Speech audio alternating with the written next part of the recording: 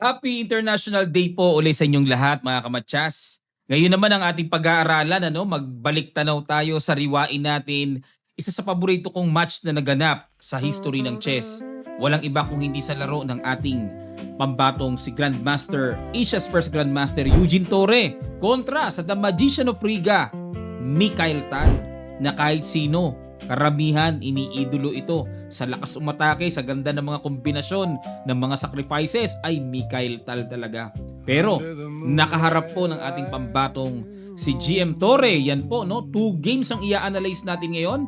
Laban nila noong 1987 World Blitz Championship. Double round robin po kasi ito eh. Kaya 2 beses niyang nakalaban. Yan po ang ating papasadahan. Pero bago yan, iwanan ko muna uli kayo ng puzzle hatid sa atin ng Internet Chess Club application. It's white to play mga kamatyas. Ano kaya sa palagay nyo ang napakagandang bitaw ng white dito na nawindang talaga yung black eh? Lapag nyo lang po sa comment section below ang inyong mga kasagutan. Suporta nyo na po sa video na ito mga kamatyas ha. Maraming salamat po sa inyong suporta. At sa mga wala pang Internet Chess Club application, downloadable lang po sa Play Store at sa App Store. Free lang ang paggawa ng account dito.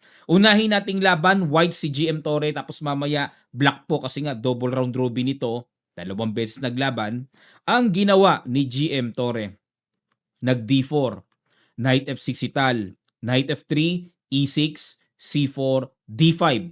Approaching Queen's Gambit, Knight C3, Bishop B4. Queen's Gambit declined, Ragusin variation kung tawagin yan. Isa po yan sa mga sharp na ginagamit. Parang pinaghalong Nimso Indian na naka-Queen's Gambit D5.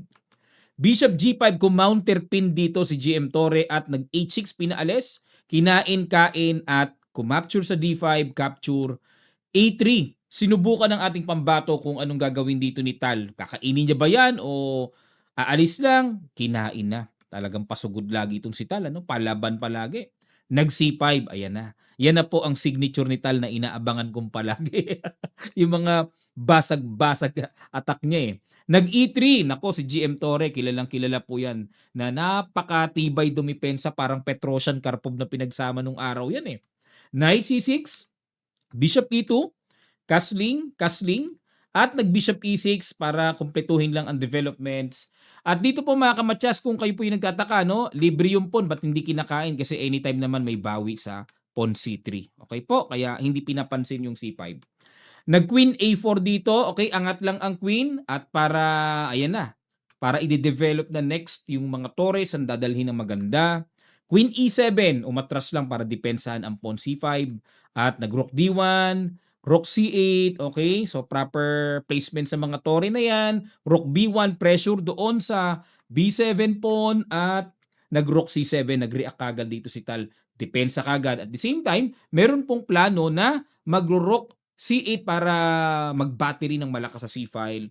At dito nag-bishop B5, no? Plano yata ni GM Torre dito na i-exchange ang bishop sa knight tapos makatalon yung knight niya sa E5. Maaring ganon. At nag-bishop F5, pero nangulit kagad, tiniret kagad ang rook sa B1. Rook B2 umangat lang, kinain na yung pawn D4, C takes D4. Bakit C? Kasi po kung E ang pangka-capture dyan, magkakaroon po ng mahinang C3. Kaya dapat alam po natin mga kamatyas kung ano yung ipangkakain natin, no? For the long-term benefit. Okay, kinain, rook C8, ayan na, nako. At dito, nag-battery din naman. Yun nga lang, medyo may kalaliman po ang battery ni GM Torre kasi walang potential na mabuksan ng D-file pero dyan siya nag-battery. O, tingnan natin kung ano laman, Bishop G4, nangalikot ang pressure pin at binabaan para hindi ma-damage ang king side kasi pag kinain yan, mabubukas yung G-file eh. B6, ayun. Ano kayang ibig sabihin ng B6 na yan? Bakit gumanyan? Okay. Ang idea po ng B6, yung knight ilulundag sa A5 and then ilalagay yung knight sa C4 o sa madaling sabi pag knight A5 magkakaroon ng potential attack ang mga tore ni Tal sa C-file at nag-queen B3 lang. Okay, tineret muna yung pawn sa D5 at nag-queen D6 dinipensahan. Queen A2. Ayan, todo-todo ilag para hindi na po matempohan pa ng knight A5 attack. At nag-knight A5, diniretso pa rin talaga ni Tal. Knight E5. Ayan, kumounter ang ating pambato. Siyempre, papalag tayo. Exchange, kain-kain at nag-rook C3. Inatake ni Tal ang pawn sa A3. pinush para makailag pero hinabol pa rin ng atake, Queen B1 at nakain po ang pawn sa A4. So lumalabas dito, kitang-kita na lumamang ng isang pawn si Tal. Pero dito mga kamatyas, meron palang inihandang sorpresa ang ating pambatong si GM Torre. Ano kaya yung sorpresa na yon? Na talagang nagulat siguro si Tal. Bakit may ganun? Ano kaya yan? Pakiguess nyo po, pang puzzle tong banat ni GM Torre. Sa ilang sandali lang, tutuloy kagad natin. Start.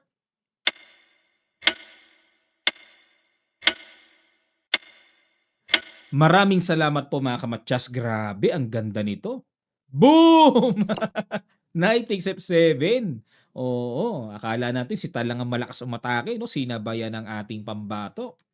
Queen B4, ayan na. Nakaramdam dito si Tal na nako, siya ang under fire. Kaya gusto na niyang i-exchange ang queen para wala ng gulo-gulo. Pero tanong muna natin ano para pagkaklaro po mga kaibigan. Pag kinain po kasi yung knight, meron kasing queen F5 check. Napakalutong yan. Ano malutong? Pag umilag, ayun. O kalutong ng pagkain, ano? Parang ano yan, diba? Sarap yan. At lalamang po sa exchange, dalawang Tory yan, tapos may E4 pa. Naku, lalo na nandyan yung king. Bubuksan talaga yung E-file, dire-diretso na atake niyan. Kaya dito mga kamatyas, hindi talaga pwedeng galawin ang knight sacrifice si GM Torre. Queen B4, balik tayo. Pero tinirahan ng isa pang madiin at napakalakas na Queen G6. O kala ko ba talagang super lakas umatake si Tal? Bakit siya ang inaatake? Ang threat po ay knight takes pawn. Yan ang gagawin at nag-rook C6. Ayan na. Yan ang isa sa inaabangan ko kung papaano ka-counter si GM Torre. Kinain po at dito King H8. Siyempre kung pupunta dun sa F8, mamatyasin yan. Queen F7, di ba? May Queen E8 check. Angat ang King tapos nag-Knight F5 muna. Siyempre, walang continuation of attack kaya ilag muna pero nandyan pa rin naman ang malakas na pressure. Hindi pa nawawala yan. Rook F6, Queen H5 check, King G8, Queen E8 check at ayun, humarang na si Tal. Mukhang gusto magpilit. Yun nga lang mga kamatya, sa pagkakataong ito, bakit parang nawaglit ni Tal na yung Tory niya libre sa A4. Ayun, at kinain niya yung knight. Hindi masasabing parang gusto ni Tal pilitin eh. Parang feeling ko di niya nakita, lipad ang Tory niya eh. Parang di niya nakita, no? Nabitawan talaga eh. O, Rook takes F5, lamang na po sa exchange dito si GM Torre. Ayun, sumugod ang queen and threatening pawn sa A7. Nag-knight to C4. Kinain ni GM Torre. Siyempre, siguro sa mga pagkakataong ito, siyempre, kilalang kilala si Tal sa malakas umatake. Nagmamatsyag siguro o inoobserbahan ni GM Torre na baka mamaya mayroong mga sacrifice diyan. Wala naman siya nakita. Safe naman. Kinain na yung pawn A7. Knight D6. Doon dadalhin sa E4 para makaatake. Kinain pa rin ng ating pambato, no? Nanimot muna ng mga pawns. Knight E4 and then Queen E6 checking H8 sabay nag-Rook F1 para secure na walang mga gulo-gulo kung ano pang gagawin. Rook G5. Nako, ayan na po. Yan, no? Yan ang mga nangangamoy na may mga something-something. Pwedeng mag-Queen F3. Yun, no? Na-imagine nyo yung mga paparating na ganung atake, no? Pero nag-Queen H3 lang si GM Torre at nag-King G8 and nag-Rook to A2.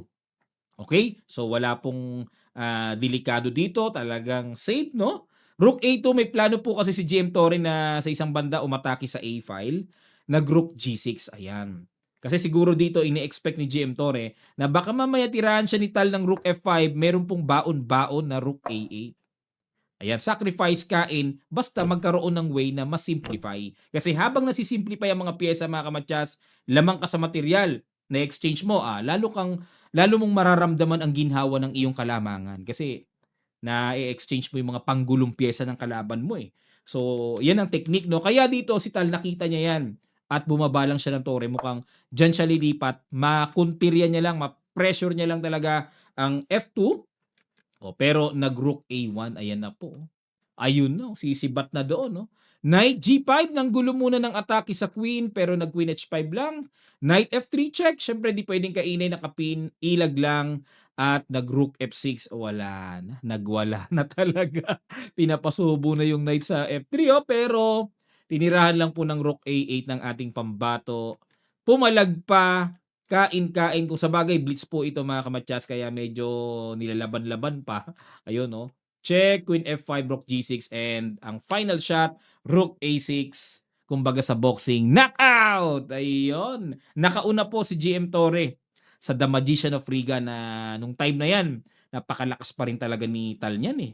Although may sakit na siya nung time na 'yan pero, I still believe na talagang inform pa rin si Tal diyan pero kalakasan man ni Mikhail Tal, tinalo, tinibag ng ating pambato. Lipat tayo ngayon, black naman si GM Torre dito. Second game of the match, ayan, makakabawi na kaya dito si Tal. Tumira ng E4 at nag-D6 ang ating pambato. D4, Knight F6, Knight C3, nag-G6. Ayan, paborito kasi ni GM Torre. Isa sa mga depensa niyan, laging ginagamit ay ang perch defense.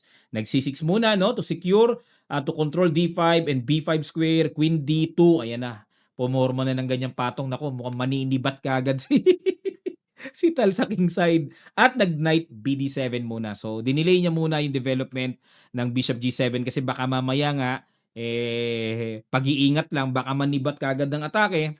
At nag-castling queenside.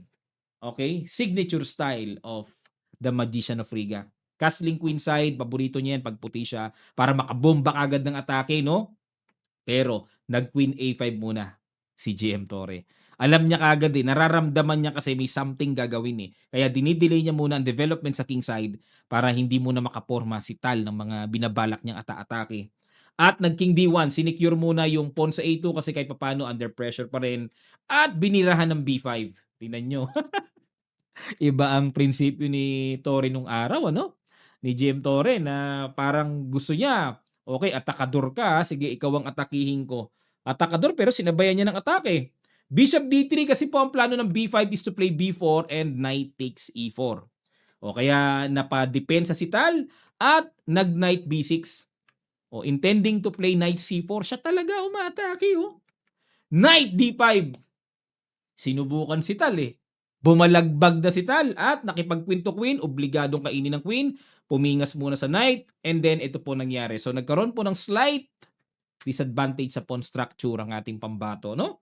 At nag-knight C4, sugod, atake, kinain-kain, at nag-knight E2 develop, F5, ayun, dahil kumbaga sa ngipin nga po ay sungki, ano, magkapatong, kailangan tanggalin yung isa o kaya iayos ang magpa-brace. O pero dito gustong ipabunot yung F5, Knight C3 at dito nag-Bishop E7 develop muna. Bishop H6 ay talaga. Oo. Kontiryadong wag mo nang pagkaslingin pataguin ng Torre ni Tal ni GM Torre, sorry po. And then Rook E1, bibira sa E file ng malakas na atake. At kinapture na ang pawn E4, D5. Aba, ayaw pang kainin yung pawn sa E4. Another signature move of Magician of Riga, yung mga ganyan, ano, yan ang mga gusto ko kay Tal eh. Pero bakit pag kay GM Torre, parang hindi pumapatak yata yung pagka mga gulo-gulo niya, ano? Oh, at dito ang ginawa ay nag-C5, Knight takes E4, and then Bishop F5 develop. Rook E1 dinipensahan, and at the same time may threatening Knight takes or Knight F6 check. Kaya dito napailag ng king si GM Torre. Kasi talagang iniingatan niya, baka mamaya biglang tamaan siya ng mga di inaasahan, may mga sacrifices eh. At nag-Knight G3, inatake muna ang Bishop, umatras, and Bishop to G7, Rook E8, at nag-Bishop C3. Ayun, susundot naman ang atake doon. Inangatan lang po ng king. Chumek na nga and then umilag. At nag-knight to E4. Yan o. Basta si Tal ang tumira, tingnan mo nang mabuti. Baka mamaya may landing ng mga sacrifice, no? At dito nag-F5, Knight G3, and then Bishop to H4. Ayun, nakipagharapan ng mga tore. Pinatungan battery, exchange, tinapatan pa ng tore. Tama naman yan. Okay, napakaganda po ng nangyari and then napuwersa si Tal na kumain-kain, ayan, no? Kumbaga kay Mike Tyson nung araw na paano coach, paano? Kumbaga parang kay Mike Tyson nung araw, ano? Na kapag daw umabot ka ng longer rounds, nanghihina na si Tyson. Pero yung first 2 to 3 rounds, ay nako, umayos ka kay Tyson. Bagsak ka dyan pag tinamaan ka. So kailangan eh, kumbaga jab-jab, yakap-yakap. So ganyan ang ginawa ni Tal eh, ni GM Torre kay Tal eh. Ayan oh, laglag ang bishop ang pawn sa D5, may bishop D5 nang paparating. Grabe swabe, 'di nakaporma. F3 kain. Hanep ano, talagang isa sa mga paborito ko pong binabalik-balikan ito, eh. O talagang itong laban na 'to kasi biruin mo 'di makaporma si Tal, oh. Oh, ayan, oh. So ito po ay, ayan, oh, pakabait ka na lang dito sa endgame na 'to. Ano na lang 'to kumbaga the rest is history ba. Pakabait ka na lang. Oh, 'yan ganda, oh. 'Di makapala 'pag D4, 'di maka-activate yung knight, and then nag-king E2, bishop D5, knight G3, lapit na lang ng king. Okay, another progress of pawn sa queen side to get the space. At dito binarhan 'no, kasi po may, planong mag-e-A3 si GM Torre at dito ayan, oh, parang ginapos niya si Tal, eh, 'no, 'di nakaporma. Nakagapos, eh, oh, 'yun, oh. Pilay lahat ang takbo. Walang takbuhan yung, knight, oh. Grabe ginawa ano? At nag-H3 and then bishop C6, bishop C1 and then, ayun eto po sorry po 'no may mali sa chess notation dito. Pero, upon my research po hindi bishop C1 ang tinira dito. Ang ginawa po dito ay bishop E1. O nasa database kasi ay, ano, eh, nasa database kasi ay bishop C1 nakalagay. Pero bishop ano po 'yan, E1 tapos tumira ng bishop F4, ayan, and then 'pag kinain kasi may counter doon. Ayun po 'no. And then, bumalik dito bishop D2. Ayan, dito na po tayo ngayon sa position na 'to. Okay. So kasi kung sa bishop C1, bishop F4 ang ginawa bishop D2. Eh, ni-research ko po sa iba nasa chess games pala bishop E1 ang tinira dun. Kaya pagtatama lang sa chess notation, okay? So nag-king E5 dito si GM Torre at nag-king E1, bishop D7, king E2, G5. Okay, king E1 and then G4, binasag na. HG4, HG4, FG4, bishop G4. Okay, tandaan nyo po, bishop ay napakalakas pagdating sa open game. So, try to open the position as much as possible kung kayo po ay nasa panig na may bishop or bishops. King takes F4, knight D2, bishop E6. Ayan, depensa sa pawn C4 at nag-king to F2. So, pinapanatili ni Tal na okay, although napaka-active super king ang mayroon ng ating pambato pero pinapanatili niyang wag talaga makapasok ng lubos-lubos na penetration. Bishop D5, knight F1, bishop E4, knight D2, balik ulit knight F1, and then nag-king E4 na. So ang idea, ang entrance ay pupunta po sa D3, pinigilan ni Tal para hindi makapasok. Pero ayun, na-realize dito ni GM Torre, sapat na po ang D3 check. King F2. Ayan, kasi po kung dito pupunta, eh kitang-kita po no, mayroong pwede na dito.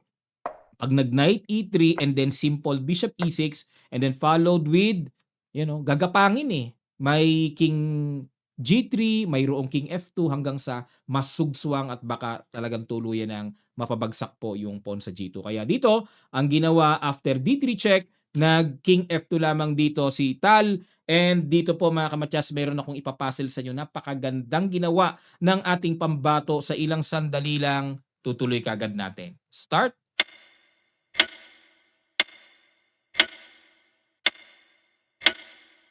Maraming salamat po mga kamatyas.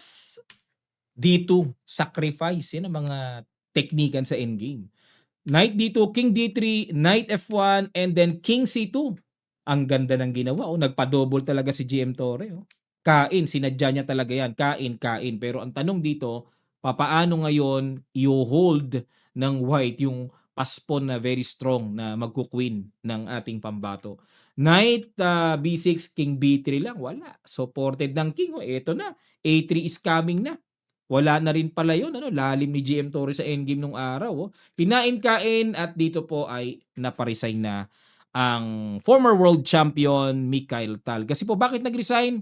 Halimbawa mag-king F3, titira lang po yan ng king B3. Ano, halimbawa makipagsabay ng ganyan. O sino ba mauuna? Sino mauuna? Dito, dito. Ay, hindi, sorry.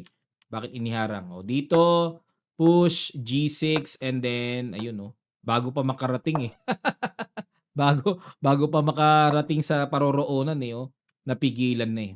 Okay, very nice. As International Chess Day po today, gusto ko talagang alalahanin yung mga ganitong klasing na-achieve ng Philippine chess, no? sa pamamagitan ni GM Torre na iniidolo kong napakalakas umatake, former world champion, the Magician of Riga, Michael Tal, minsang nakaharap ni GM Torre. 2 beses niya pong tinalo sa kanilang entire match at sa iba pa 'no, tabla na yung iba. Puro tabla na. Hindi po nanalo si Tal kay GM Torre para po sa inyong kaalaman. Kaya napakasarap sariwain yung ganito 'no, na minsan sa panahon na ganyan, napaka-legend ng kalaban niya pero hindi nanalo sa kanya. Samantalang yung iba grabe sakripisan ni Tal. Talagang pumapatak sa ating pambatong si GM Torre. Wala, grabe sumalag si GM Torre. Nakakabilib ano? Mabuhay ka GM Torre at, still living legend po natin ano ang ating, haligi ng chess sa Pilipinas na masasabi and Asia's first grandmaster, Hall of Famer na rin at siya po ay head coach ng Philippine team ngayon para po sa inyong kaalaman mga kamatyas. And then meron po kaming active communication ngayon ni GM Torre na nakakatuwa 'no, kasi hindi pa ako pinapanganak, legend na 'to si GM Torre. Tapos, biglang mami-meet natin, nakakatuwa po ang ating, haligi ng chess ng ating bansa. So, maraming salamat po mga kamatya, sana po natuto kayo at, nakiki-celebrate din ng International Chess Day. At kung nagustuhan niyo po ito, pakilambing naman, pa-heart naman and pa-subscribe po sa mga di pa nakakapag-subscribe. So, pa-heart ang video na 'to, pa-comment na rin po, pa-share and pa-subscribe. Maraming salamat, magkita-kita pa tayo sa mga susunod pa nating chess updates.